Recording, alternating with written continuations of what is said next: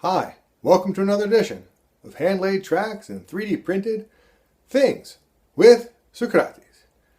So the channel hit about 150 subscribers, and I really appreciate people who subscribe to the channel, like the things, make comments, etc. Still want to see some more of the stuff if you use it, but I just want to give out a big thank you, tell you all I really love you all so much, or more accurately, made a heart-shaped box. So you can make this yourself and you can feel the love, or at least have a heart-shaped box to stuff stuff in. It's on Thingiverse. It's a pretty simple print.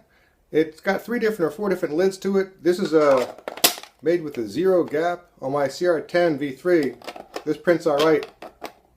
When it first comes out, it's really tight, so if you pull it on and off like 3 or 4 times, it gets loose, and after that, it's pretty much, for me, it's perfect. And if it doesn't fit, you can use one of the lids that are a bit bigger. But check it out on Thingiverse. Hope you like it.